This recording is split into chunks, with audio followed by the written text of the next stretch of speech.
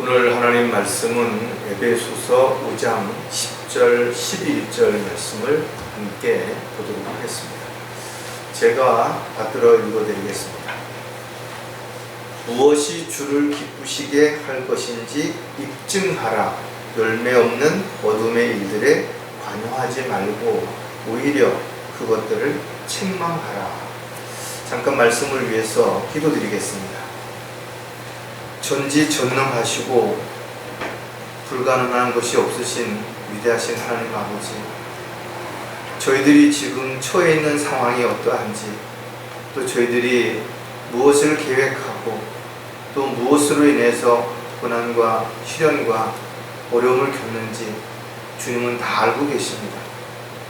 주님은 절대로 저희들을 버리지도 떠나지도 않으신다고 약속하셨을 뿐만 아니라 저희들에게 필요할 때 가장 좋은 것으로, 또 가장 좋은 방법으로, 또 저희들에게 가장 적절한 것들을 통해서 지켜주시고 돌봐주시고 보호해주심을 저희들이 믿기에 어떠한 어려움이나 문제나 또 상황 속에서도 낙담하거나 좌절하지 않고 오직 주님만을 바라보는 가운데 위로와 힘을 얻을 뿐만 아니라 또 지혜와 능력을 통해서 믿음을 지속적으로 이어갈 수 있게 해주심을 감사를 드립니다. 세상이 점점 악으로 가득 차고 또 다양한 문제들이 많은 사람들로 하여금 낙담하게 만들고 또 엉뚱한 곳에 마음을 빼앗기게 만들고 한눈 팔게 만들지만 저희들은 다시 오실 주님을 간절히 사모하며 기다리는 가운데 각자가 있어야 할 자리에서 해야 할 일들을 잘 감당함으로 부끄럽지 않은 그런 삶을 살다가 주님 만나게 될 수 있도록 인도해 주시옵소서. 오늘도 주신 말씀이 저희들에게 영의 양식이 되게 해주시고 또 저희들이 무엇을 보고 판단하고 결정함에 있어서 잣대가 되고 최종 권위가 되어서 결코 저희들의 인간적인 생각이나 경험이나 또 방법이 앞서지 아니하고 주님의 뜻과 계획 가운데서 주님의 인도하심 가운데서 순종하는 그런 종이요 일꾼으로서의 삶을 살다가 주님 만날 수 있도록 도와주시옵소서. 다시 오실 우리 주 예수 그리스도의 이름으로 기도드렸습니다. 성경에 믿음이 없이는 구원을 받을 수도 없고 믿음이 없이는 하나님의 능력을 나타낼 수도 없죠. 그래서 믿음은 하나님을 기쁘시게 해드릴 수 있는 또 하나의 우리가 반드시 지키고 또 행해야 할 그런 부분들이기 때문에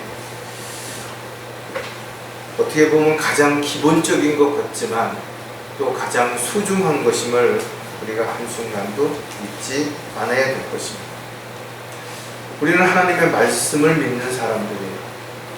그리고 기록된 말씀을 문자 그대로 믿기 때문에 비유적으로 또 은유적으로 이렇게 영적으로 함부로 해석하는 것들이 아니라 성경은 스스로 해석하는 것을 우리가 믿기 때문에 성령님이 인도하신 가운데서 조명을 주시고 지각을 열어주실 때 우리는 성경을 깨닫게 되고 또 깨달은 것들을 실행함으로 해서 주님을 기쁘시게 해드리는 그런 종으로서 일꾼으로서의 삶을 앞으로도 지속해서 살아야 할 것입니다. 하나님의 일은 인간적인 열정이나 또 인간적인 어떤 노력을 가지고 할 수 있는 게 아니에요. 왜냐하면 하나님의 일은 영적인 일이기 때문에 반드시 거듭난 사람들이 영적으로 성장을 해서 또 하나님의 뜻과 계획들을 정확하게 알고 난 다음에 순종하고 헌신할 때 하나님의 도구로 일꾼으로 쓰임을 받게 되는 것입니다. 따라서 하나님의 부르심을 받은 사람들은 반드시 하나님 보시기에 일꾼으로서 종으로서 합당한 그런 자세 또 마음가짐 그런 또 준비가 되어 있어야 되는 것이죠. 그것을 하나님께서는 여러 가지 방법으로 시험을 하시죠. 우리가 어떤 믿음을 가지고 어떤 소망 가운데 지금 어떤 마음으로 또 살고 있는지를 보시는 것이죠. 아브라함은 주님의 명령에 따라서 오랫동안 살던 고향과 친척들을 다 버리고 그리고 집을 떠났습니다. 더 나아가서는 하나밖에 없는 독자 이삭을 모리아에 있는 산에서 번제로 드림으로 인해서 자신이 자식보다 하나님을 더 사랑한다라는 것을 입증했던 것이에요. 야곱은 야복강가에서 천사와 씨름을 할 때 자신의 믿음을 입증시켰죠.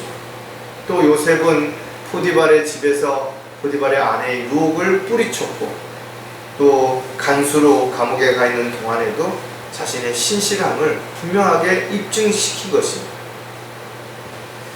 어떻게 보면 저와 여러분도 지금까지 살아오면서 다양한 방법으로 자신의 믿음을 입증시켰어요. 그리고 그 열매와 간증들이 지금까지 살아오는 동안에 누군가에게는 분명히 영향력을 미치는 삶을 살아온 것도 사실일 것입니다. 하지만 그렇다고 해서 우리의 믿음이 늘 견고했는가? 그렇지 않죠. 때로는 흔들릴 때도 있고 때로는 그 믿음이 약해질 때도 분명 있었을 것입니다. 다니엘처럼 우리가 사자굴에 들어가는 그런 일이 없겠죠.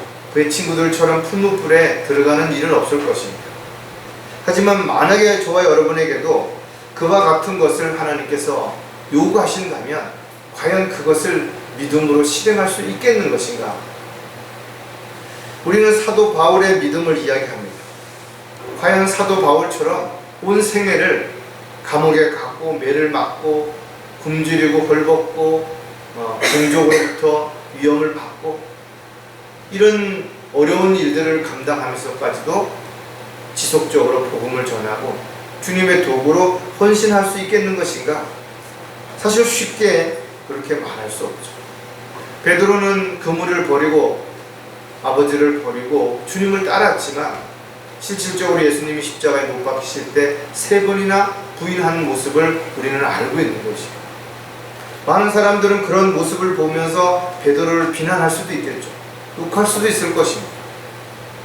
하지만 그가 성령을 받고 나서 사도로서 주님의 사역을 이루어갈 때 자신의 믿음을 어떻게 입증했는지 또 자신의 죽음이 어떻게 하나님 앞에서 보여졌는지를 우리는 너무나 잘 알고 있습니다.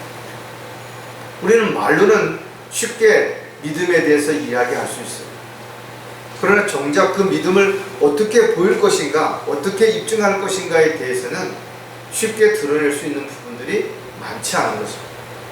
그래서 오늘 에베소 5장에 있는 말씀을 통해서 우리의 믿음을 한번 점검하는 그런 시간을 가지려고 합니다. 오늘 설교 제목은 자신의 믿음을 어떻게 입증할 것인가. 믿음이라고 하는 것이 평소에는 대단한 것처럼 보여질 수 있어요. 여러분들도 스스로가 큰 문제가 없고 어려움이 없을 때는 내 믿음도 괜찮아. 아니, 다른 사람에 비해서 내 믿음이 훨씬 견고해. 이렇게 생각할 수도 있죠. 그러나 막상 문제가 생기고 어려움이 발생하고 가정에, 직장에, 개인적인 어떤 일로 인해서 감당할 수 없는 상황에 직면하게 된다면 과연 그때도 나의 믿음은 어떤 상황에도 흔들리지 않는 견고한 믿음을 가지고 있다라고 그렇게 말할 수 있는 것인가요? 사도 바울은 로마서에 편지하면서 내게 믿음이 있느냐? 그 믿음을 하나님 앞에서 스스로 가지고 있으라 그랬어요. 사람들 앞에서 내가 어떤 믿음이 있다, 입으로만 큰 소리 칠 것이 아니라 하나님 앞에서 우리의 모든 것을 다 알고 다 보고 계시는 하나님 앞에서 그 믿음을 견고하게 가지고 있는 것인가? 이 부분들을 우리가 반드시 점검해 봐야 되는 거죠. 또 고린도 교회에 편지하면서도 너희가 믿음 안에 있는지 너희 자신을 시험하고 스스로 입증하라 그랬어요. 자신의 믿음이 어떤 상태인지 또 자신의 믿음으로 지금 어떻게 생활하고 있는지를 스스로 입증하라는 겁니다. 바로 간증을 통해서, 열매를 통해서 그렇게 입증을 해야 되는 것이죠. 온실에서 자란 팥초처럼 입만 무성한 그런 종교 생활을 했던 사람들은 죽음 앞에서 또 어려움 앞에서 문제 앞에서 한순간에 무너져 내리는 것을 알 수가 있어요. 세상은 그렇게 만만하지가 않습니다. 사탄 마귀는 지금도 호시탐탐 틈새를 노리고 우리 주변을 서성이고 있는 것이, 마치 울부짖는 사자처럼 우리를 넘어뜨리기 위해서 찾아다니고 있다는 거예요. 잠시만 방심하면, 한눈을 팔게 되면 마귀가 쳐놓은 올무에 걸리거나 함정에 빠질 수밖에 없게 되는 거죠. 사도 바울과 같은 믿음의 사람도 자신이 언제 실족할지 알 수 없었기 때문에 늘 자신을 이렇게 표현했죠.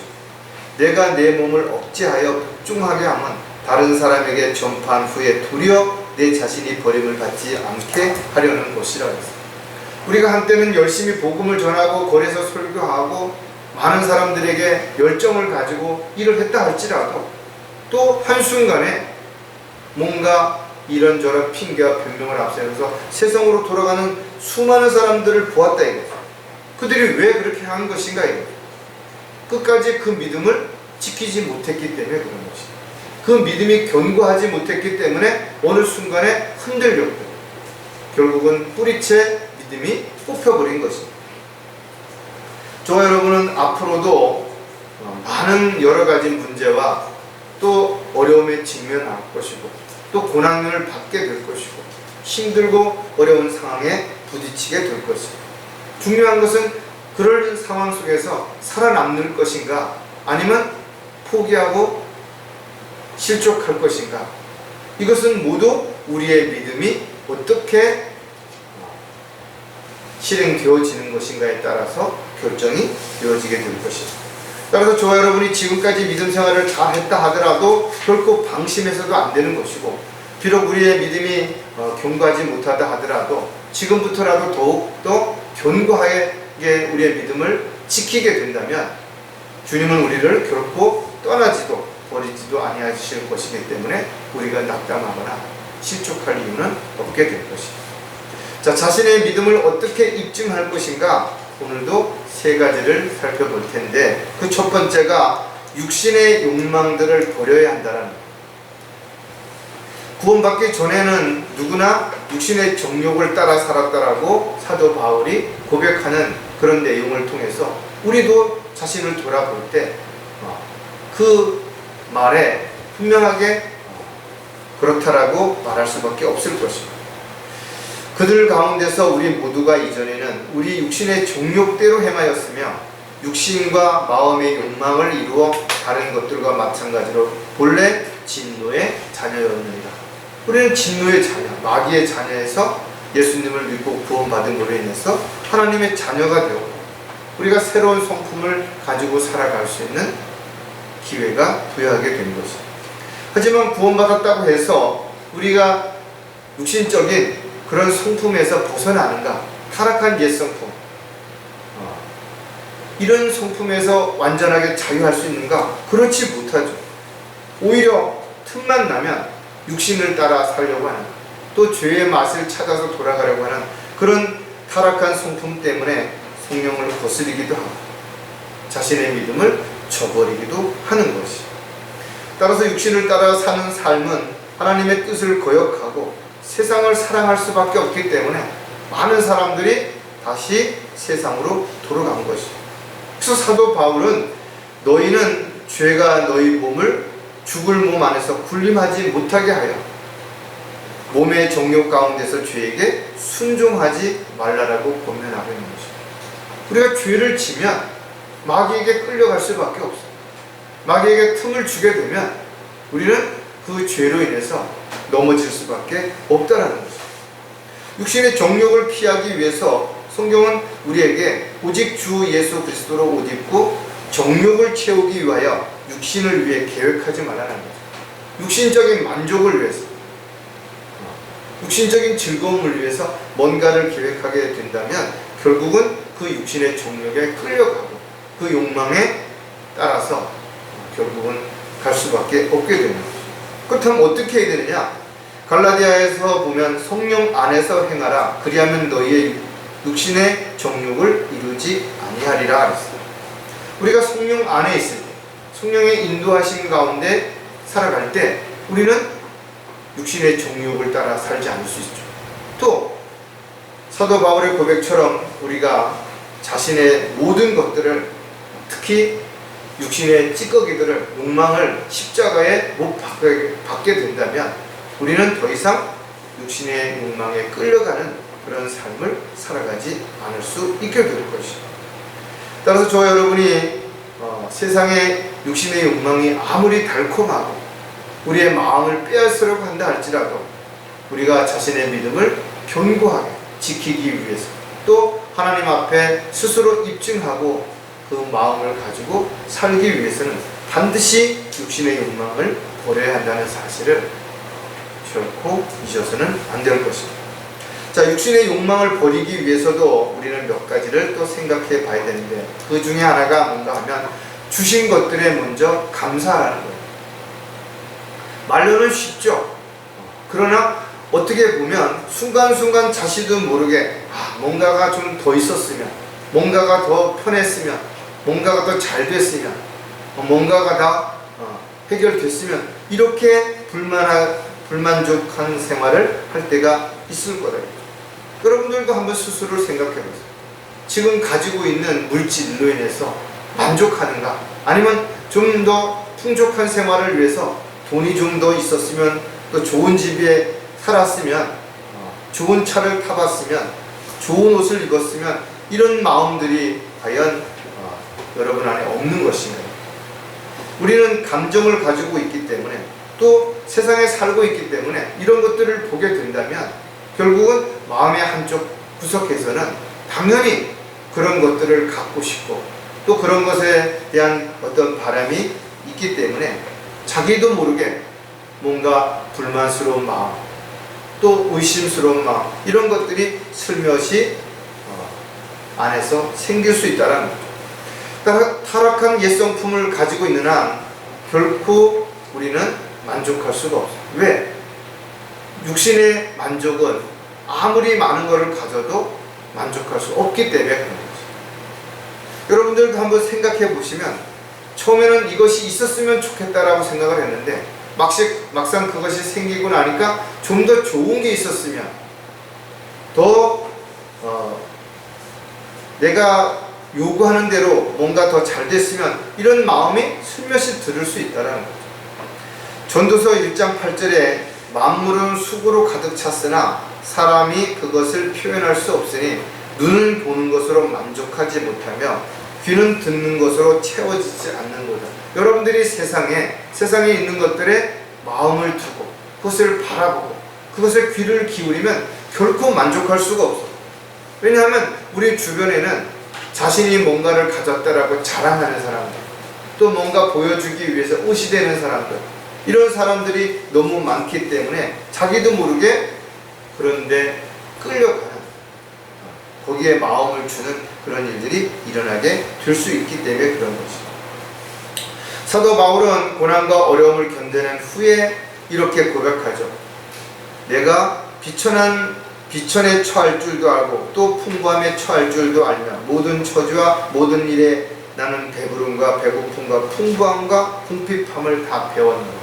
실질적으로 이런 과정들을 겪고 나서 사도 바울이 내린 결론이 스스로 만족하는 법을 배웠다는 거죠. 우리 역시도 고난과 시련과 역경과 어려움을 겪고 또 주님이 주신 은혜와 사랑에 대한 감사함이 충만해질 때 비로소 주님이 주신 것들에 대해서 내가 감사하고 또 만족할 수 있는 삶을 살아갈 수 있는 것입니다. 그런 것들을 경험하지 않은 사람이라면 언제든 달콤한 어떤 유혹에 쉽게 자신의 마음을 빼앗기거나 넘어갈 수 있기 때문에 그렇다는 거죠. 따라서 저와 여러분이 육신의 욕망으로부터 벗어나기 위해서는 먼저 주님이 주신 것들에 대해서 감사할 줄 알아야 된다. 주님이 주신 것을 잘 향유하고 또 그것을 효율적으로 활용함으로 인해서 아름다운 열매를 맺는 삶이 되어야 되기 때문에 그렇습니다.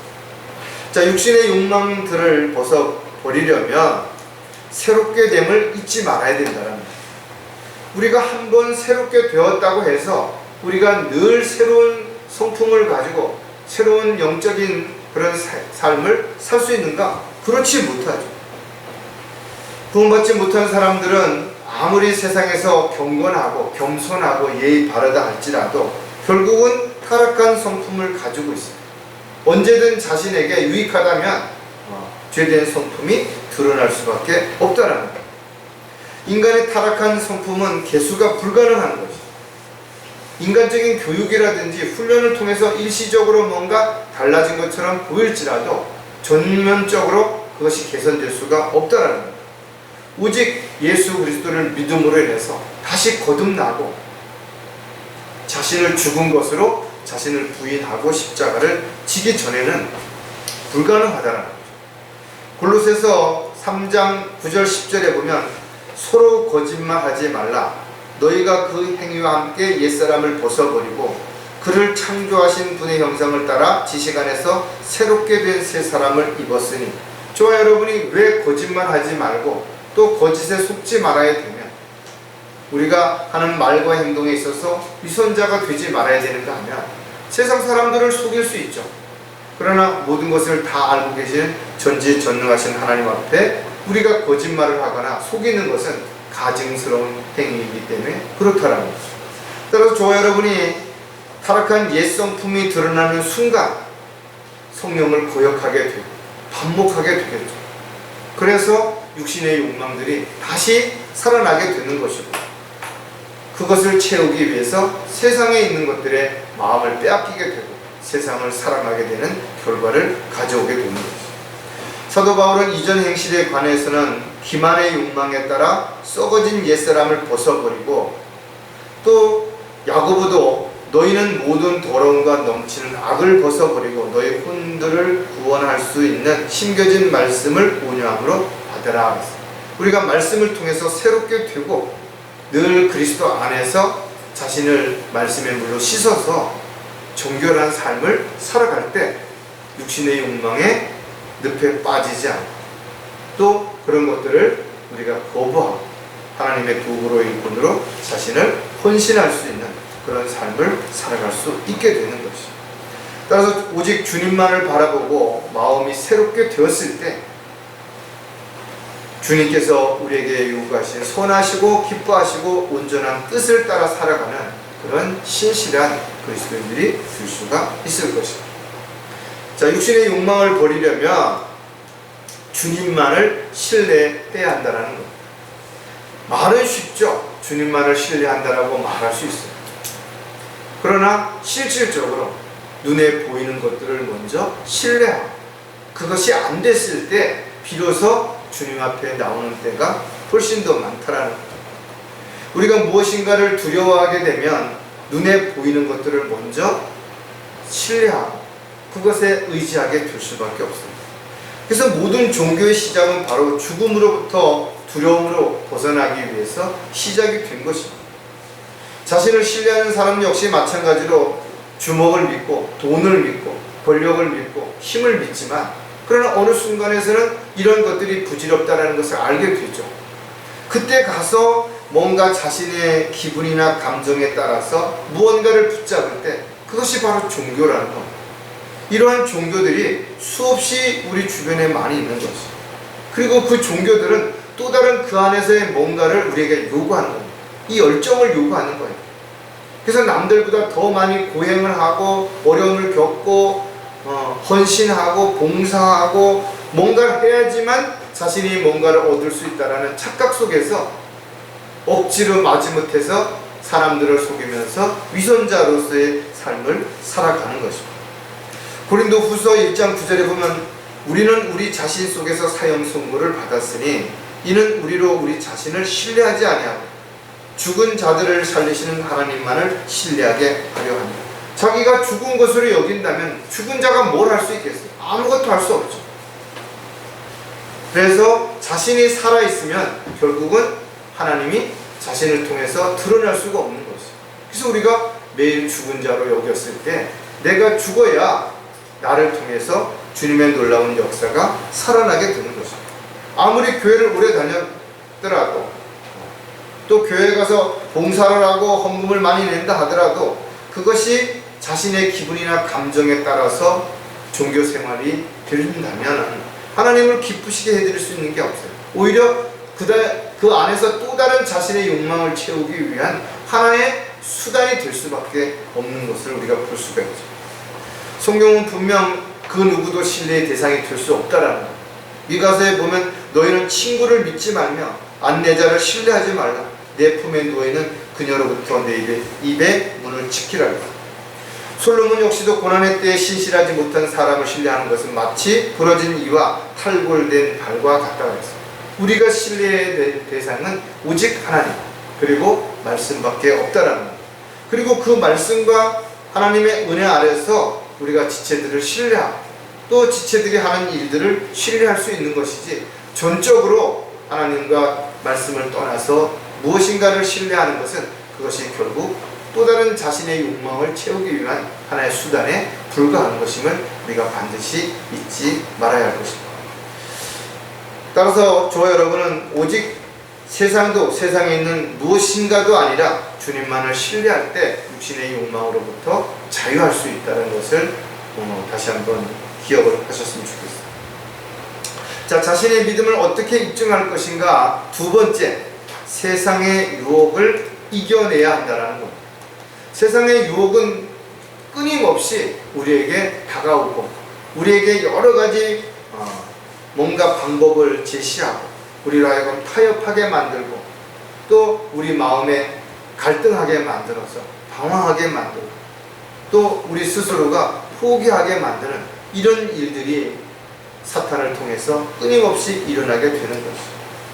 따라서 구원받은 저와 여러분이라 할지라도 육신의 욕심으로부터 또 세상의 유혹으로부터 벗어나지 못한다면 결국은 육신적인 그리스도인, 세상적인 그리스도인으로서 흉내내는, 사람들 앞에서 인정받으려고 하는 그런 삶을 살아갈 수밖에 없게 되는 것이죠. 따라서 저희들이 거듭났다 할지라도 거듭난 이후에 영적인 삶이 지속되지 못하면 결국은 어느 순간에 육신적인 삶을 살아가는 그런 무늬만 그럴듯한 그런 그리스도인으로서의 삶을 살 수밖에 없게 되는 것이죠. 저와 여러분은 이 세상에 살고 있지만 세상에 속한 사람들이 아니죠. 따라서 세상은 우리를 미워하고 세상 사람들도 결코 우리를 좋아하지 않습니다.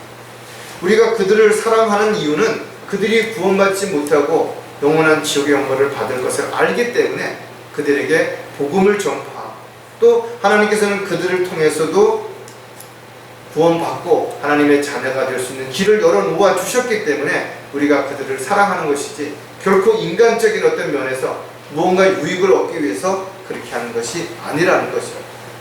세상의 유혹은 지금도 우리 주변에 수없이 많은 다양한 모습으로 우리에게 다가오는 것이죠. 저 여러분도 이 세상을 살아가는 동안 의식주를 해결해야 되고 자식들을 키워야 되고 부모를 공경해야 되기 때문에 많은 물질이 필요하죠. 그런데 실질적으로 우리가 그리스도인으로서 살아가려면 직업을 선택하는 폭이 훨씬 적습니다. 또 직업을 선택했다 할지라도 살아가는 과정에서 많은 어려움이 있는 거예요. 비난을 받기도 하고 욕을 먹기도 하고 모함을 당하기도 할 수 있는 것입니다. 따라서 저와 여러분이 세상으로부터 그 어떤 위로도 우리를 위로해 줄 수 없어요. 어떤 사람으로부터도 마찬가지인 것입니다. 우리가 진정 주님으로부터 위로를 받지 못한다면, 말씀을 통해서 우리가 위로를 받지 못한다면 우리는 이 세상에서 결코 믿음을 지켜갈 수가 없게 되는 것이죠. 또 세상의 유혹을 뿌리칠 용기도, 그럴 만한 또 자신감도 한순간에 사라지기 때문에 그렇다라는 거예요. 따라서 욕심으로 가득 찬 사람들은 진리가 뿌리를 내리지 못하기 때문에 잠시 하나님의 말씀을 듣고는 뭔가 해야 되겠다, 하지 말아야 되겠다라고 결단하지만 그 시간이 오래 견디지 못하게 되는 거죠. 그래서 다시 세상으로 돌아가고 또 하지 말아야 되겠다고 했던 것들을 다시 하게 되는 이런 안타까운 일들이 일어나는 거죠. 마지막 때에는 많은 사람들이 진리를 떠나 배교할 것이죠. 오히려 진리를 비방할 것이라는 것을 성경은 우리에게 가르쳐주고 있는 것입니다. 세상의 유혹은 점점 더 심해질 것이고 세상에 있는 사람들은 더욱더 우리에게 많은 것들을 요구하게 될 것입니다. 우리가 그 유혹을 과감하게 뿌리치고 우리가 세상의 유혹을 이겨내려면 어떻게 해야 될 것인가 했죠. 자신의 믿음을 더욱더 견고하게 세워야 될 것입니다. 자, 세상의 유혹을 이겨내기 위해서도 우리가 몇 가지를 생각해 볼 텐데, 그 중에 하나가 건강을 잘 관리해야 된다는 거예요. 많은 사람들이 내가 하나님의 말씀을 많이 알고 있고 또 내가 하나님의 말씀에 따라서 헌신하면 되지, 육신의 건강이 뭐 중요하냐 이렇게 생각할 수 있지만, 실질적으로는 육신의 건강 때문에 우리가 하나님의 뜻과 계획 가운데서 할 수 없는 일이 많이 생길 수 있는 거죠. 우리가 건강해야 경배도 드리죠. 우리가 건강해야 성경을 읽을 수도 있고 또 교제도 할 수가 있는 것입니다. 따라서 우리의 몸은 우리 몸 하나로 끝나는 거 아니에요. 그 몸이 힘들고 지치고 피곤하고 병에 걸리고 사고가 나게 된다면 우리의 혼도 영적으로도 엄청나게 어려움을 겪게 되는 거죠. 또 나 하나로 끝나는 거 아니죠. 나와 함께하는 가족이라든가 지체라든가 주변 사람들의 직장 동료들에게도 여러 가지 어렵고 힘든 영향력을 끼칠 수 있게 되는 것이죠. 지금도 많은 사람들이 영양실조로 인해서 죽어가고 있죠. 제대로 먹지 못해서 죽어가는 그런 아이들이 있다는 것을 우리는 TV를 통해서도 알고 있다. 하지만 어른들이라 하더라도, 건강한 사람들이라 하더라도 갑작스럽게 질병으로 인해서, 사고로 인해서 한순간에 건강을 잃을 수도 있게 된다는 것도 생각해 본다면, 평소 저와 여러분이 하나님 앞에 기도함으로 인해서 건강을 잘 관리하는 것도 하나님의 일이라는 것, 우리가 절대로 잊어서는 안 될 것입니다. 요한 3서 2절에 보면, 사랑하는 자여 무엇보다 내 혼이 잘된 같이 내가 번성하고 강건하기를 바라노라 하셨어요. 건강을 위해서 물론 규칙적인 운동을 한다든지 또는 음식을 잘 선별해서 먹는다든지 이런 거 중요하죠. 또 해서는 안 되는 일, 가서는 안 되는 것, 이런 것들 피해야 되겠죠. 하지만 건강이 나빠지는 여러 가지 이유도 바로 우리가 건강을 잘 돌보지 않고 또는 너무 혹사시켜서 피곤하거나 또는 쉼을 갖지 못함으로 인해서 건강이 해치는 그런 일이 일어날 수도 있다는 거예요. 영적으로도 마찬가지입니다. 우리가 하나님의 말씀을 읽고 기도하고 또 교제하고 또 하나님의 도구로 일꾼으로서 일을 하는 이런 것들이 모두 다 균형과 조화를 잘 이루고 또 힘이 있을 때, 또 서로가 서로를 위해서 함께 할 때 우리가 세상으로부터 또 마귀의 공격으로부터 우리의 믿음을 잘 지킬 수 있는 계기가 될 수 있게 될 것입니다. 자, 세상의 유혹을 이겨내려면 마음의 화평을 누려야 한다는 겁니다. 우리 몸이 편안하지 못하면 어느 순간에 마음이 또 불편해져요. 마음이 불편해지면 영적으로도 우리가 불안해지고 또 영적으로도 흔들릴 수밖에 없다라는 겁니다. 우리가 육신적으로 돈이 많다고 해도 마음이 편하지 않은 사람들이 있죠. 그런 사람들은 늘 불안한 것이, 두려운 것이, 그러다 보니까 엉뚱한 것에 마음을 빼앗기게 되고, 특히 세상이라든지 세상에 있는 어떤 종교들의 마음을 빼앗겨서 자신이 가지고 있는 물질 다 갖다 바치고 시간 바치고, 그러나 아무것도 얻지 못하는 참으로 안타까운 삶을 살아가는 사람들도 많이 있는 것입니다. 또 우리가 마음의 평안을 가질 수 있는 것이 물질적으로도 도움이 될 때가 있죠. 물질적으로 너무 힘들 때 뭔가 해야 되는데 돈이 너무 없다든지 그럴 때 마음을 불안하게 만들고, 또 자신이 뭔가 또 다른 뭔가에 기대하게 만들고 의지하게 만드는 이런 일들이 일어날 수 있기 때문에 그렇다라는 거죠. 따라서 우리가 먼저 주 안에서 진정한 마음의 평안을 얻지 못한다면 우리가 이 세상을 살아가는 동안에 주님의 도구로 일꾼으로 받게 되는 고난과 시련과 역경 앞에서 감히 그런 것들을 떨쳐낼 수 있는 사람들은 많지 않다라는 거예요. 그래서 사도 바울은 고린도 교회에 편지하면서 우리에게도 이런 본면의 말씀을 주시는데, 고린도후서 13장 11절에 보면, 형제들아 마지막으로 말하노니 기뻐하라, 온전하게 되라, 위로를 받으라, 한 마음을 품으라, 평안히 지내라. 그러면 사랑과 화평의 하나님께서 너희와 함께 계시리라. 저와 여러분이 어떤 자세, 어떤 마음가짐으로 살아야 할지에 대한 부분들도 우리가 다시 한번 생각할 수 있는 좋은 그런 본면의 말씀인 것입니다. 우리의 생활 속에서 때로는 육신적으로 좀 어려울 수도 있죠. 그러나 우리의 마음에 여유가 있다면, 평안하다면 이런 어려움을 극복하는 거 그렇게 어렵지 않다는 거예요. 하지만 우리가 물질적인 어려움도 어려움이지만 마음이 불안하거나 두려워진다면, 또 자신이 뭔가 믿음이 흔들리게 된다면 돌이킬 수 있는 기회가 점점 적어지는 거죠. 그리고 마귀가 그 틈새를 비집고 들어와서 넘어뜨리려고 하기 때문에 쉽게 넘어질 수 있다라는 거예요. 따라서 저와 여러분이 어떠한 시련과 역경과 어려움에 처한다 하더라도, 또 염려될 만한 일이 있다 하더라도 주님을 전적으로 믿고 주님 앞에 모든 것을 맡길 수 있다면 가장 먼저 마음이 편안해지고, 마음이 편안해진다면 그런 두려움이나 이런 것들도 잘 대처할 수 있고, 특히 하나님께서 지혜와 능력을 주셔서 어떤 문제나 어려움을 잘 대처할 수 있도록 또 여러 가지 방법을 우리에게 가르쳐 주실 것이기 때문에 제일 먼저 여러분들이 마음의 평안을 얻도록 주님 앞에 나가서 모든 염려를 내려놓을 수 있는, 그래서 세상 유혹을 뿌리칠 수 있는 그런 힘을 길러야 될 것입니다. 자, 세상의 유혹을 이겨내려면 하늘의 소망을 두어야 됩니다. 수도 없이 강조하고 있고 또 앞으로도 강조하게 될 것입니다. 왜냐하면 대부분의 사람들은 눈에 보이는 것을 바라고 또 뭔가 자기가 계획했던 것들을 기다리고 있다는 거예요.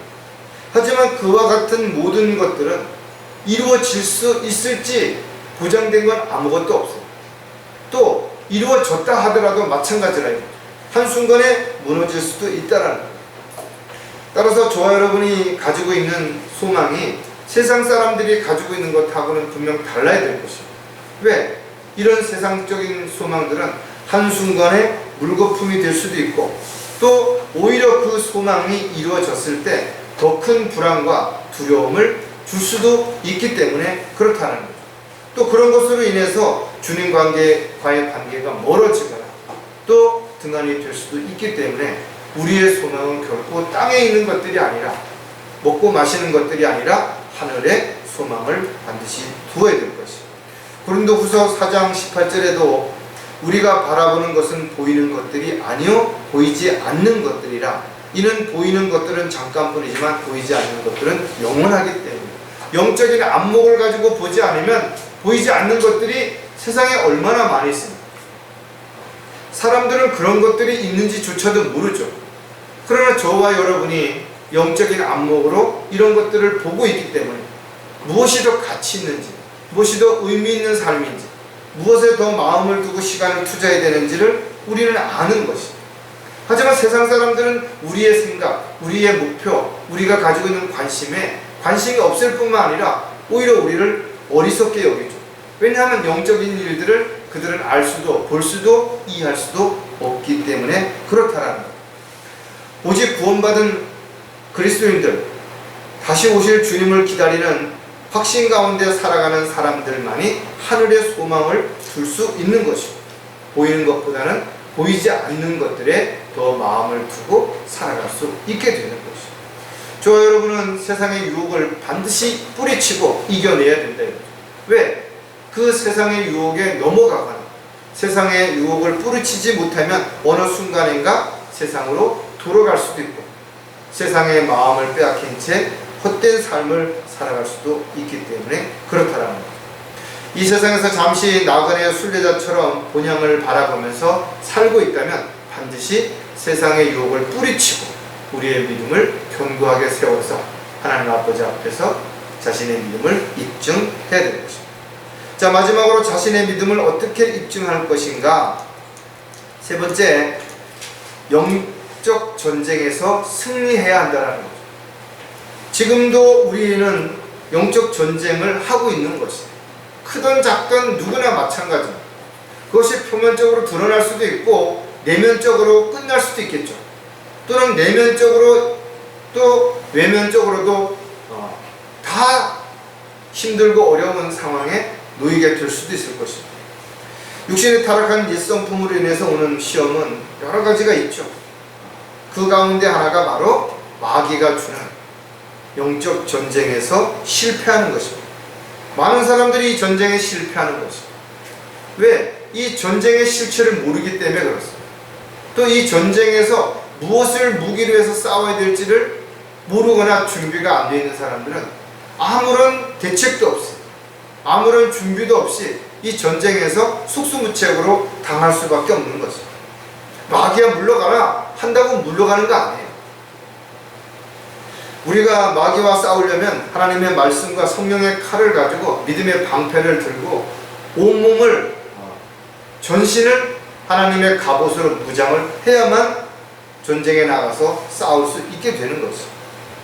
따라서 이 세상의 신인 사탄과 또 그를 따르는 악한 존재들과의 이 영적 전쟁에서 우리가 승리하기 위해서는 정신을 차리고 깨어 있어야 될 뿐만 아니라 정확하게 분별력을 가지고 그것들을 분별하고 또 일어나는 일들을 우리가 확실하게 알아야 되는 거죠. 정신을 차리고 깨어 있으라. 이는 너희 대적 마귀가 울부짖는 사자처럼 삼킬 자를 찾아 두루 다니기 때문이라 했습니다. 마지막 때에 살고 있는 저와 여러분은 미혹당하지 않도록 주의하라는 것이죠. 마귀는 갖가지 술책과 미혹을 통해서 그리스도인들조차도 넘어뜨리려고 세상으로부터 분리되고 성별되고 구별된 삶을 살지 못하도록 끊임없이 타협하게 만들고 또 불안하게 만들고 두렵게 만드는 것이죠. 특히 안목의 정욕, 육신의 정욕 이런 것들을 잘 피했다 할지라도 우리 안에는 타락한 옛성품 가운데 교만한 마음이 있다. 바로 자신을 자랑하려고 하는 그런 마음들이 있는 거예요. 이런 마음을 버리지 않는 한 사람들 앞에서 의시되고 또 사람들 앞에서 허세를 부리고 인정받고 그런 마음이 있는 한 결국은 세상의 유혹에 또 마귀가 쳐놓은 그런 함정에 우리가 안전할 수 없기 때문에 그렇습니다. 저와 여러분은 매일 이 전쟁에서 승리해야 되는 것이고 또 우리가 실패하게 된다 하더라도 낙담하지 말고 다시 전열을 가듬어서 성령 안에서 말씀 안에서 우리가 준비하고 이 전쟁에서 승리할 수 있도록 반드시 무장하고 그렇게 우리가 대비를 해야 될 것입니다. 자, 영적 전쟁에서 승리하기 위해서도 우리가 몇 가지를 생각해 볼 텐데 그 한 가지가 각자 역할에 충실해야 한다는 것. 집을 하나 지을 때도 기둥을 하나 세우는 것만이 잘하는 게 아니죠. 털을 파는 구석 기초부터 시작해가지고 창문을 하나 다는 것까지 각자의 역할이 있는 거예요. 또 필요한 용도가 있는 것이죠. 구원받은 그리스도인들이라고 해서 모두 동일하지 않습니다. 하나님께서 인간을 만드실 때, 창조하실 때 분명한 목적을 가지고 만드셨을 뿐만 아니라 지역교회에 붙여주는 것도 각자의 역할이 있기 때문에 그렇게 하신 것이죠. 따라서 저와 여러분은 각자 자기가 있어야 할 자리에서 해야 할 일들을 충실하게 해야 된다 이거죠. 하지만 마귀는 그렇게 안 하는 거예요. 누가 대신 하겠지, 나 아니라도 하겠지, 나는 그만큼 했으니까 됐지, 안일하게 빠지게 만들고 끊임없이 마귀는 우리의 마음의 틈새를 비집고 들어와서 우리를 혼란스럽게 만들고 의심하게 만들고 서로를 이간질시키려고 한다는 것들 반드시 기억해야 된다. 고린도 후서 6장 3절에 보면 이 직분이 비난받지 않게 하려고 어떤 일에도 거침이 되지 않게 하였고 그랬어요. 다른 사람이 넘어지지 않도록 십자가에 거침이 되어서도 안 되겠지만 우리 스스로 역시도 누군가에서 넘어지지 않도록 늘 자기 역할에 충실해야 됩니다. 자기 역할에 충실할 때 그 모임, 그 조직, 그 집단은 강건해질 수 있죠. 하지만 작은 틈새로, 작은 어떤 잘못으로 인해서 전체가 어려워질 수 있다는 겁니다. 내가 주 안에서 받은 직분을 주의하여 그것을 수행하라. 지금 우리에게도 사도 바울은 동일하게 이렇게 고면하고 있을 것이다. 크든 작든 그것이 중요한 거 아니에요. 많이 했든 조금 했든 그것이 중요한 게 아니에요. 더 중요한 것은 과연 그 일들을 하나님께서 맡기신 것인가, 또 나는 그 일들을 순종하는 마음으로 자원해서 기쁨으로 행하고 있는 것인가, 아니면 내가 해야 할 일을 팽개치고 남의 일에 간섭하거나 남의 일을 대신하겠다고 설치는 것은 아닌가, 이런 부분들을 우리가 잘 한번 좀 생각을 해봐야 된다는 거예요. 왜? 마귀는 그럴듯한 핑계거리와 변명할 거리를 줘서 자신을 합리화시키도록 타협할 수 있도록 그렇게 만들기 때문에 그렇다는 거죠. 자, 또 한 가지, 영적 전쟁에서 승리하려면 신실한 종이 되어야 된다는 거죠. 우리가 이 전쟁에서 승리하기 위해서 가장 중요한 것은 그리스도의 군사로서 준비가 되어 있어야 되는 거죠. 군사는 훈련을 잘 받아야 되겠죠. 그리고 군사는 명령에 복종해야 되는 거죠. 주님이 우리에게 무엇을 맡기시든 무엇을 명령하시든 그것을 최선을 다해서 순종하고 헌신해야 되는 거죠. 내 생각에는 내 뜻대로 내 계획대로 뭐가 어쩌고 저쩌고 이런 것들이 앞서게 된다면 우리는 주님의 종으로서의 실격이 되는 것이다.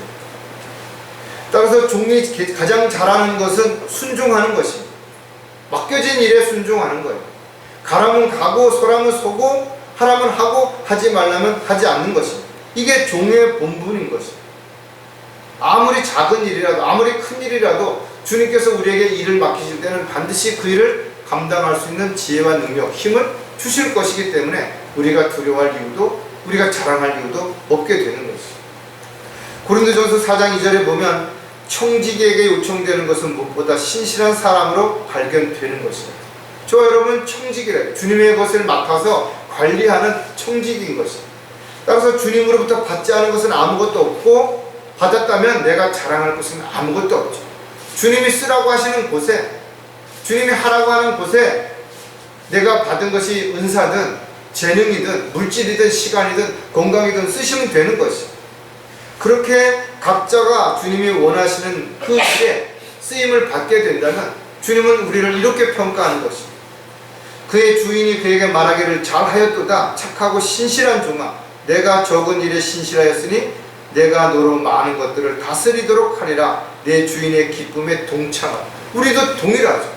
우리가 한 일이 이 세상에서 세상 사람들이 볼 때 별거 아니지만 주님이 보실 때 우리에게 맡겨주신 일을 잘했다면 우리가 감당할 수 없을 만큼 많은 것으로 보상해 주실 것이고 주님의 영광에 참여하게 되는 결과를 가져오게 되는 것이죠. 이제 머지않아 저와 여러분이 그리스도의 심판석 앞에 서게 될 것이다.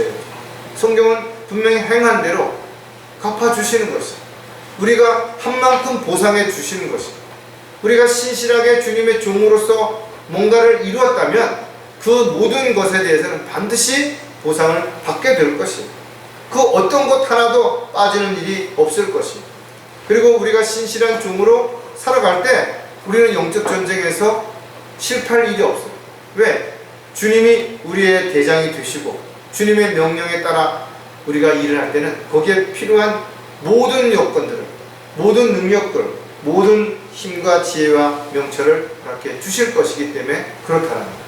따라서 영적 전쟁에 승리하기 위해서 우리는 반드시 자신이 종이라는 사실, 종의 신분에서 벗어나지 않도록 하는 것이 정말로 중요한 것입니다. 자, 영적 전쟁에서 승리하려면 영적 본의를 따라야 한다는 겁니다. 하나님께서는 그냥 아무에게나 이렇게 해라 저렇게 해라 그렇게 하시지 않으십니다. 하나님은 질서 가운데 모든 것들을 체계적으로 하시는 것입니다. 영적으로 어린 사람을 불러서 하루아침에 큰 일을 하라고 부담을 주시지 않습니다. 따라서 영적인 권위를 허락하신 것이 질서를 바로 잡는 것이라고 한다면 그 질서를 어지럽히거나 혼란스럽게 하는 것은 누가 하는 것입니까? 마귀가 하는 것입니다. 마귀가 하나님을 대적했을 때 모든 형체가 없어지고 혼란스럽게 된 것입니다. 뒤죽박죽이 된 것입니다. 하나님의 사역이 이루어지는 과정은 질서 가운데 이루어지는 것입니다. 그런데 그 질서가 어지럽혀지고 뭔가 순서가 바뀌고 균형과 조화가 깨지는 것은 모두가 마귀가 그렇게 하기 때문에 그렇다라는 겁니다. 성경은 우리에게 교훈을 주는 것입니다. 미리암은 모세의 권위를 대적함으로 인해서 문둥병에 걸렸고 코라 자손들은 산채로 땅속으로 삼켜진 것입니다. 하나님께서 목자에게 또 가장에게 영적 권위를 준 것은 그 가정을, 교회를 영적인 질서를 바로잡기 위해서 그렇게 했다라는 거죠. 따라서 모든 것들이 하나님의 뜻에서 벗어난 것을 강요한다든지 또는 육신적인 유익을 위해서 하나님의 교리에서 벗어난 것들을 시킨다든지 이런 것들이 아니라면 반드시 권위에 순종할 때 하나님께서는 질서 가운데 복 주시게 되는 것이죠. 유다서 1장 8절에도 보면 이와 같이 이러한 더러운 꿈꾸는 자들도 육체를 더럽히며 다스림을 경시하고 권위 있는 자들을 비방하는 도다 했어요. 세상에서도 많은 사람들이 그러죠. 내가 더 잘할 수 있다. 이렇게 하다 보니까 결국은 시기하게 되고 비난하게 되고 분열을 일으키고 편파적으로 획책하는 이런 일들이 일어나게 되는 것이죠. 지금도 많은 교회가 분열되고 있다. 그 분열되는 이유가 옳고 그름을 분명하게 알게 하고 또 하나님의 뜻과 계획에서 벗어나는지 아닌지를 분명해서 벗어나고 분리되는 게 아니에요. 서로 자신들의 유익을 위해서 싸우고 서로를 대적하고 이렇게 분열이 일어나고 분파가 일어나는 것은 모두 바로 영적인 분별력이 상실됐기 때문에 또 하나님보다는 자신의 유익을 먼저 생각하기 때문에 그렇다라는 거예요. 또 종이 주인 행세를 하려고 청지기가 마치 모든 것이 자기 것이냐 그렇게 하려고 하기 때문에 이런 문제들이 발생이 되는 것이죠. 하나님의 말씀에 대하여 공격하거나 하나님의 사역을 방해하거나 지역교회를 파괴하거나 이런 모든 것들은 마귀가 하는 짓이에요.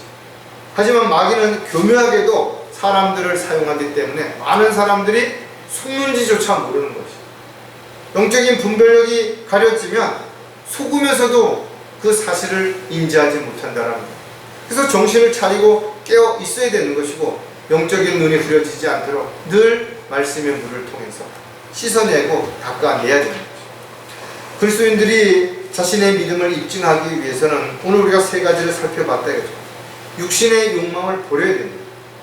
그리고 세상의 유혹을 반드시 이겨내야 되고 영적인 전쟁에서 승리함으로 인해서 우리가 주님의 도구로 일꾼으로 그리스도의 군사로서 주님이 원하시고 기뻐하시는 열매 맺는 간증된 삶을 살아가는 저와 여러분이 되시기를 주님의 이름으로 부탁을 드리겠습니다. 기도하겠습니다. 아버지 하나님 참으로 감사를 드립니다. 오늘도 저희들이 말씀을 통해서 자신의 믿음이 어떠한지를 점검하고 다시 돌아보는 그런 시간을 가졌습니다. 저희들의 믿음이 평소에는 견고한 것 같고 흔들리지 않는 것 같지만 막상 문제가 생기고 어려움이 닥치고 또 감당할 수 없는 고난과 역경이 우리에게 임하게 됐을 때는 많은 사람들이 흔들리고 많은 사람들이 낙담합니다. 저희들이 이 세상을 살아가는 동안 앞으로 있을 수없이 많은 어려움이 있겠지만 또 문제가 있겠지만 또 영적 전쟁이 있겠지만 저희들이 오직 주님만을 바라보고 또 주님의 말씀을 붙잡고 믿음을 견고하게 세움으로 인해서 결코 흔들리지 않을 뿐만 아니라 그 믿음을 실행함으로 인해 주님께 영광을 돌려드리는 도구요 일꾼이요 종으로서의 삶을 지속적으로 살아갈 수 있도록 도와주시옵소서. 다시 오실 우리 주 예수 그리스도의 이름으로 기도드렸습니다.